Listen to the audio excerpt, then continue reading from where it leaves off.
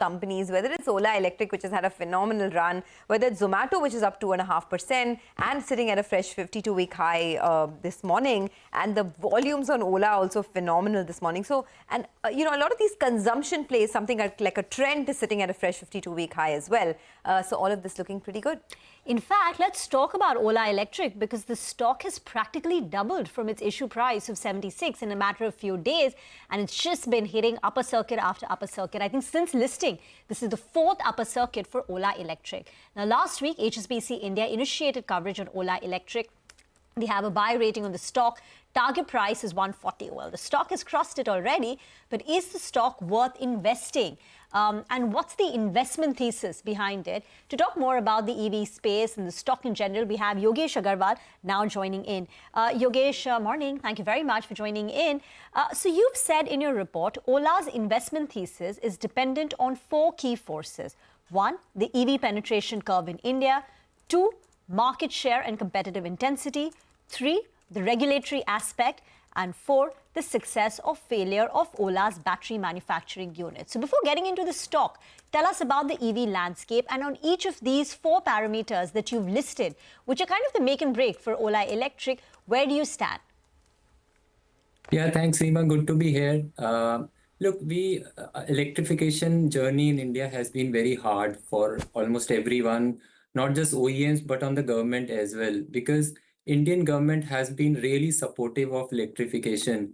And I mean, just last year at the peak, they were offering almost 80 to 85,000 rupees subsidy on a two-wheeler, which is pretty significant. And even on four-wheelers today, if you adjust for the GST, the subsidy goes in lakhs. So almost 20 to 30% of the value of the vehicle.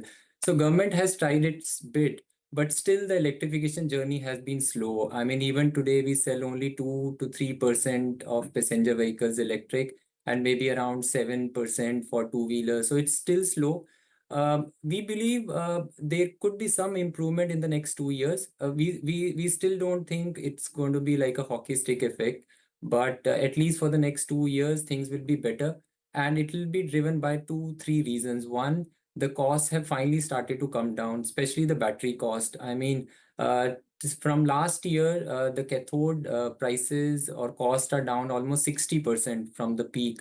And so that should help. And secondly, I think we have all been looking for a push factor, just pushing electric vehicles in the market, but we need to create a pull factor. So, and that pull factor from the customers will come when there are more options in the market. So next year, we're going to see a series of launches in four-wheelers, and in two-wheelers anyway, the launches are happening more and more. With more launches, there'll be more options, and I think there will be some bit of a pull factor as well. But overall, to keep it short, I think the penetration will still be slower in India, fundamentally for many reasons, but at least the next 2 years look better than the past 4 years. Okay, so you're not worried about the fall that we've seen in the global sales for EVs, although India has been a bright spot compared to global EV sales, but the larger trend globally is a fall in EV sales, right? That's not something that would worry you. And also from this point, I mean, the kind of rally that we've already seen in the stock, from this point, is the risk reward still favorable for long-term investors? Hi, Sonia. So look, globally, EV penetration has slowed down. You're absolutely right. Particularly, people quote about Europe.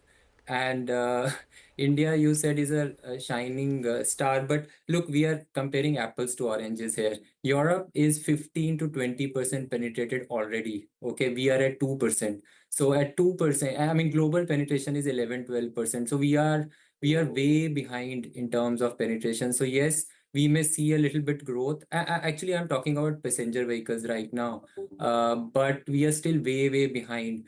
And eventually, look, electrification has to happen. So even in Europe next year, next 2 years, the emission requirements are very strict. So even if the OEMs have to take a profit cut, they will have to push electric cars. So yeah, I think it's not comparable, but eventually EVs have to happen because we have to reduce emissions. I want to make one point here. I think in India, yes, hybrids is an older technology, but I think we have been a bit of supportive for hybrids. Just to give you one statistic, hybrid cars are 15 to 20% less polluting than EVs in India if you factor in the well-to-wheel emissions. So I think eventually we will do EVs, but at least for the next 4 or 5 years, we are hoping there will be some support for hybrids because that could help emissions, which is the core objective to do electrification anyway. Yogesh, I know this is tough to hazard the way this will play out in the market, but how do you expect EV penetration to increase for two-wheelers? Now, Ola has said that they think the EV penetration will rise to 40-50% by, say, FY28. What is your own assessment? Because you said it's not going to be a hockey stick kind of a pickup. And two, what about Ola's own market share? Currently, it's very high, closer to even 50%.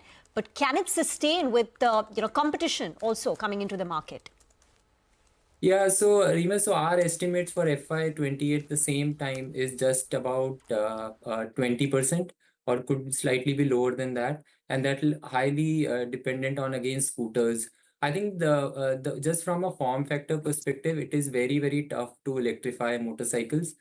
Just to give you a context, a theoretical range for a Splendor is 700 to 800 kilometers. And with higher power and higher range, it is still slightly cheaper than Activa, which is the largest selling ICE scooter in India. So I think to electrify a motorcycle, you need a much larger battery, and that will significantly increase the cost and the weight of the vehicle. So it will be a very big challenge to electrify motorcycles. I know Ola recently launched motorcycles, but there will be some part of the motorcycle market which will be happy to move to EVs and just purely focus on the cost of ownership. But large part of the market will find it tough to electrify, which is why our estimates for FY28 are around 20%. But the good thing is even 20% from the current 6-7% means that the EV market will grow at 30 to 40% CAGR for the next 5 to 6 years. Okay. Now, So you asked about competition. I think Honda is yet to launch in India, so that will be an incremental competition. But by and large, I think, a couple of years back, there were more than 100 OEMs in India, EV. There were startups almost every day. Now, there is a lot more sanity, a lot more consolidation. And I think whoever are the players today, without getting into specific names, I think we are reaching a bit of equilibrium for the next few years at least.